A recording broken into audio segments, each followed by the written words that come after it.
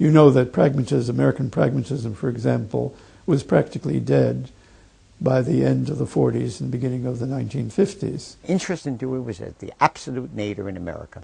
I mean, it was nobody was reading Dewey, except for some old, former students. It was considered completely passé. We look back and we see these what we take to be high points. We see James Dewey, Peirce, Royce, and so forth, Emerson, maybe, Thoreau, maybe. But we forget at the time, say, particularly in the 30s, these thinkers were being eclipsed by the latest stuff from the continent. The Vienna Circle, Wiener Kreis, the whole positivist movement. And it just happened to be revived in the 70s and 80s, I think because of a local and very small quarrel between two American philosophers who were still alive and practicing, one Hilary Putnam. I'm Hilary Putnam. And the other Richard Rorty. Richard Rorty is a pragmatist in the sense of being a neo-pragmatist. And neo-pragmatism in this sense is a movement which has been very heavily influenced by French literary criticism, more specifically work of Jacques Derrida. So when he says we should stop talking about reality in the world and truth and all those categories, it's a clear statement that anything that any statement could be of the postmodern mood. So I think he captured that extremely well, and he formulated it extremely clearly. The idea here is that you never really get down to a point where you can say this is a point at which we can stand or which we can be successful in terms of operation, because there's an infinite reinterpretability called for. Now, I think this is a very important point in the analysis of literature. But in terms of, say, the philosophy of technology, in terms of inquiry into the sciences, and in fact, in terms of everyday life, we do have certain platforms on which we can stand. They're not ultimate, they're not foundations. But we do have certain platforms on which we can stand to be able to build further platforms. And to say that, for instance, there needs to be infinite reinterpretability of the Golden Gate Bridge, I think is wrong. The fact is that technical artifacts have a certain kind of warrant, and they have a certain kind of assertability that goes beyond the kind of claim that's being made, or the kind of claims that are being made by those who accept those strands of French postmodernism into pragmatism, thus making neo-pragmatism. I would prefer just being called a pragmatist instead of a neo-pragmatist. Putnam, for example, he spent a lot of time with Dewey recently, but even prior to that, there's a way in which we might want to include some of his work in this pragmatic tradition, just because of the way it's carried out, the spirit of how it's carried out. What people call neo-pragmatism in my stuff and in Hilary Putnam's stuff, for example, is linguistified pragmatism. I don't call myself a pragmatist. For one thing, I don't like the pragmatist theory of truth, which they were too proud of. Yes, the quarrel between Rorty and Putnam is really intriguing. Both of them became stars of a certain kind, representing opposite points of view.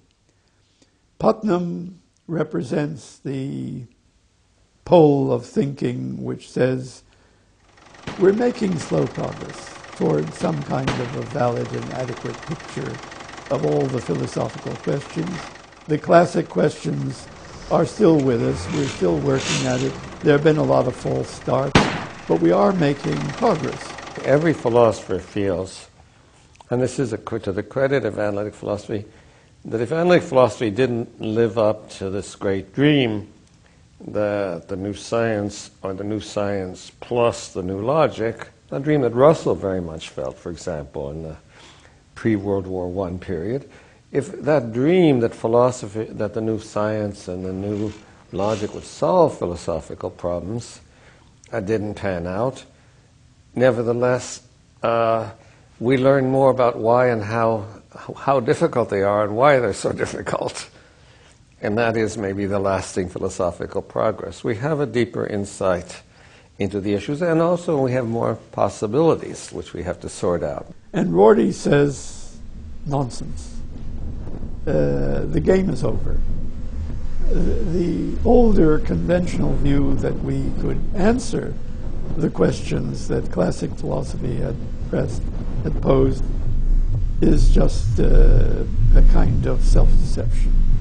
Philosophy in that sense is over. Well, one of the people who's made that claim, at least implicitly, is Richard Rorty. That philosophy is a kind of literature, that science is a kind of literature. His more explicit claim is that science is a kind of literature, but by extension, I think it's clear that he regards philosophy as a kind of literature. And in fact, there's no question that he does privilege literature over inquiry into the sciences. When people ask what philosophy is good for, I don't think one can do anything except say philosophy is the following series of books, starting with Plato and coming on down, all those things that Whitehead called footnotes to Plato. These books have influenced the way human beings have thought of themselves, the way they've organized themselves into social groups in various ways. The people who are writing footnotes to footnotes to footnotes to Plato are making suggestions about how we might think of ourselves, how we might organize society. But of course, so are all the other intellectuals. They're making the same sorts of suggestions. Philosophy is just suggestions of this sort made by people who have read certain books as opposed to suggestions made by people who have read other sets of books. The idea that philosophy is a science which would finally answer the question of knowledge, the question of reality, the question of moral values, all things of that kind, that's all gone.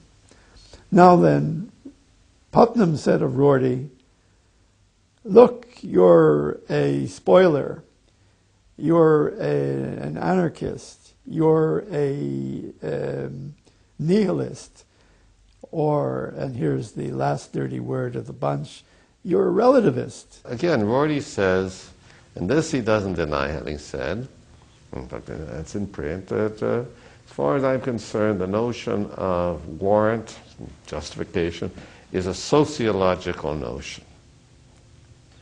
None of the classical pragmatists was a cultural relativist about warrant. And Rorty is an explicit cultural relativist about warrant and a skeptic about truth.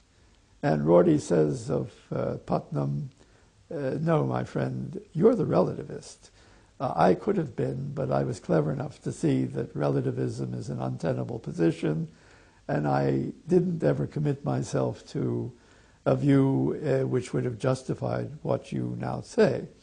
Now, it seems to me that both Putnam and Rorty were right about the other, but not right about themselves. Okay? And that in the exchange between them, between Rorty and Putnam, it became clear that both of them were pragmatists of a sort, and that they realized that if pragmatism was going to have another inning, it would have to be on the condition that pragmatism would not be as smug as it had been in the past, and would reach out to reinterpret the rest of the Eurocentric tradition more fruitfully than it ever had before, in order to recover the strongest possibilities of analytic philosophy and continental philosophy, and therefore enrich pragmatism in a new way. Yeah, he did an important job in getting people to read the Pragmatists again. He was influential in getting me to read James and to start teaching James. So I'm grateful to him for having called attention to classical pragmatism. But he's read everything, but he has a philosophy of his own, Rortianism is a good enough name. He doesn't call it pragmatism.